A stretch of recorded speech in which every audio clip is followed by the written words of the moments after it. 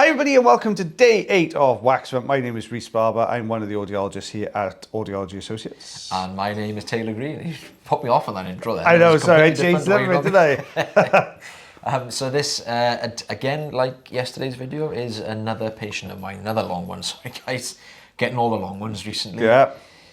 So not a huge amount in this ear canal. And you can see we've got this very wet, sticky, sort of almost chewing gum-like wax. This very fine layer that's kind of squashed around the outer edge of the ear canal. And we've got that deeper plug, which at the moment I can't really tell whether it's just a solid plug or a soft piece of wax. Yeah, it looks hard. But that sheen on it, it looks quite hard, doesn't it? Yeah. But sometimes it's deceiving, so Ooh, there you go. Oh, that is odd, isn't it? You can see as soon as we've touched it, you can see there's a little bit of a ripple to it. What odd stuff that is. This is the fine end here, just purely because of how deep we're working into the ear canal. So this piece of wax is right up against the eardrum. It almost looks like it's like a skin over a much softer piece, isn't it? You can kind of see just above it to the left there. There's a very I wouldn't say paper thin. It's like thinner than paper. A little piece of skin that's still attached here. Oh, it goes right the way up. Look at that. Oh, that's interesting. I should have put some oil in at this point to try and get a better suction grip, but I'm quite persistent. So I'm. Look at that. It's almost like there's a layer of skin that's gone down over everything. I'm just hoping that this will come away in one big piece and we're just going to get that big peel that goes right the way down the ear canal. There's a break in that there. You can see there's a break in it. I'm kind of worried how easy or difficult this is going to come out of the recess there, that sort of dip at the bottom of the ear canal, just in front of the eardrum. So it kind of, if you don't know what it is already, when we mention a recess, it's kind of like, the only way I can really describe it is like a widening of the ear canal, but just in front of the eardrum. Oh, you can see the colour difference underneath that keratin and skin. That's always really handy because once you've taken a piece away and you can see the skin underneath, you know then, okay, well this is wax, this is skin, you know, and it helps you differentiate between the two as you're taking it out, doesn't it? Yeah, this is not coming away nicely for us. It looks super sticky. I think the problem I've got is that it's almost kind of fused to the eardrum. Not fused, but you know what I mean. It's kind of just welded. Attached it. Yeah, yeah. You see this. Glued.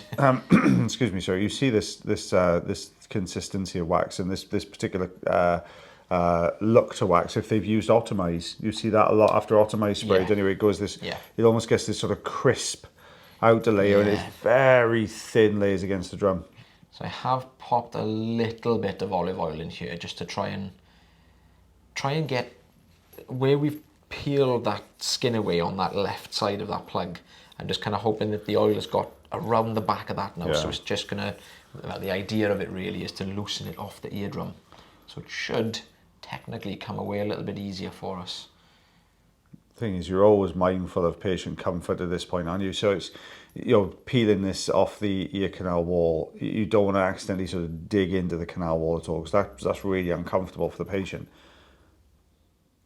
Yeah, we've mentioned it on a few videos previously, the sort of feeling you sometimes get when that happens, because me and you have been there before where it's happened, and it's almost like a pinch. Again, it's that horrible kind of feeling if you were to like get a pinch on the back of your arm. It's that sudden sort of it is uncomfortable, but it's only for like a split second. Obviously depending on how hard you touch the ear canal, but we're always careful. We're always really, really careful in this area. So you can see the oil hasn't really done what I wanted it to do. I was kind of hoping it was going to start, we were going to get better grips on this wax and it was going to come away nice and easy. It's an odd consistency, this wax. It almost looks like something's gone over the top of it, and what you're seeing is a layer that's sitting over the top of the wax that's there. It's a really strange one, this one.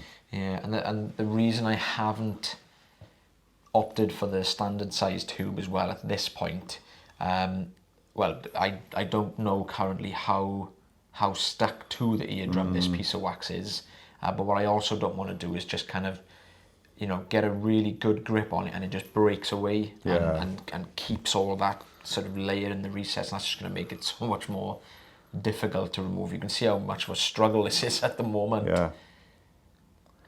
I mean, with that layer of keratin there, you might be lucky that might go all the way underneath that piece of wax as you're lifting it.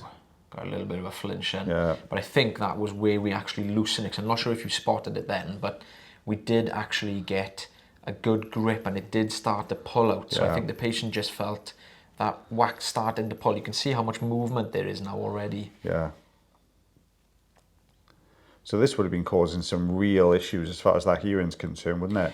Yeah, hearing wasn't great in this ear, understandably, because this was just really pressing up against the ear canal. There you go, you can see. So yeah, it was literally where that wax had detached off the ear canal is what made that patient flinch slightly.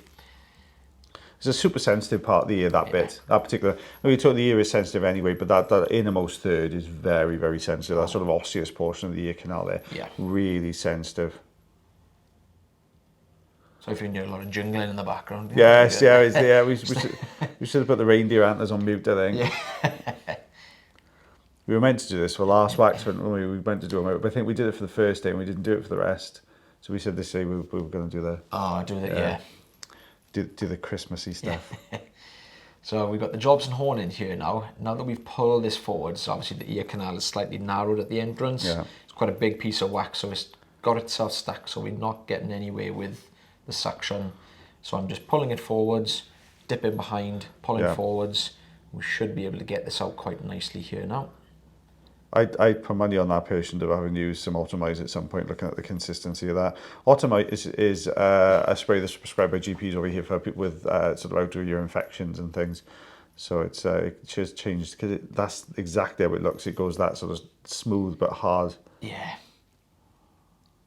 Look at that. Struggling to pick it up with the with the suction there as well. That is solid, isn't it? Oh, eardrum looking tons better there though. Eardrum's looking much better. I'm just trying to tidy up some of these, this kind of layer of skin now on the outer edge.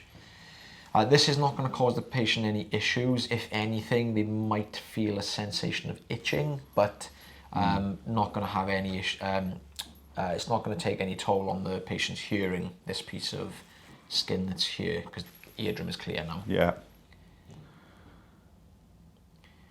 Obviously, with this kind of thing, you take away as much as you feel the patient could tolerate. Yeah. So, you know, it's a nice peel. Yeah, again, with these ones, you just kind of hope that starts happening as you start to pull it. It kind of peels the whole of that section away. But it's just, it's just coming away a little. Oh, there we go. There we go. Oh no! Come on. It's just that is frustrating, isn't it? Look at that. And this is what you don't want to see.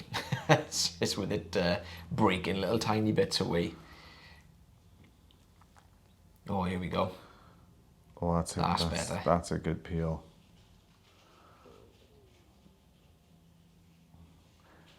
So you've committed now. That's it. You're in for the long haul now. This is it. I think, why did I start? No, I know we do sometimes leave little drips and drabs, you know, in the ear, little tiny bits, but there was still quite a bit in there, so I wanted to just try and tidy up as much as I safely could, and again, as much as the patient could tolerate. Now, I always find this is the most awkward bit now when you get to the base of the canal. I find that sort of top left or top right corners are difficult, but the base is always the bit that's... Yeah, it's a bit of a pain. It's just so sticky, this little bit this here. And again, this is going back to the Automite spray again. This is pretty much what it does. Yeah. Is you get that... It's great for fighting off the outer ear infections. Oh, here we go. Oh, that's what you want to see. Drawing back. Yeah, that's what we were waiting for. There you go. Look at that go. My goodness me. Yeah, it forms this really thin layer, doesn't it? Always, always, always. Really dry and crispy. Sorry if I bored you with this one, guys. It was it's quite a lengthy one, that one. Quite interesting though. We normally, I mean, I think you do the same thing. If we get a patient if we've had an infection, they've been treated for it, we normally put them in for a free follow-up after, because a lot of the time you'll end up with these thin layers like this, or covering the eardrum. So we'll just quickly nip that off after the infection's gone. Yeah. That's a good clearance, that one though. Fair play. Ear canal and eardrum looking so much better. Yeah, I find, again, struggling with some of these little bits on the sides. They do tend to, I mentioned this on yesterday's video, these little thin sort of dry pieces of skin, even with the fine end, they do sometimes clarinet, which is like a horrible shrill kind of like whistling noise it makes. It's loud for us, but you know, we're actually inside the patient's ear, so you can imagine how loud that, you know, actually is. So, you know, if that does happen, that's looking much better. A little bit of sort of inflammation there, but I just think that's where this has just been stopping the ear from breathing for a little while. I bet that patient had some relief with our mind. Yeah. Fair play. Well, again, as soon as where you've seen that initial flinch, patients started hearing better almost instantly from that point. Yeah, what have we got there? Which one do I'm going to do a centimetre this time. I'm going to do all the easy ones. Just over 1/4 inch, I'm going to go with that one. Yeah. But guys, we forgot to say, if you do have ear problems yourself, then you can always check out the link tree in the description. You can book yourself an appointment with myself, the lovely Mr. Taylor Green. Or if you are enjoying the videos, you can always follow or subscribe, whichever your channel you're watching, or you can do that for us as well. That'd be it's fantastic. So we shall see you again tomorrow for day 9 of Waxvent. So we shall see you then. So as always, guys, take care of yourselves. Take care of your ears. And take care of one another, and we'll see you again real soon. Bye, everyone. Bye.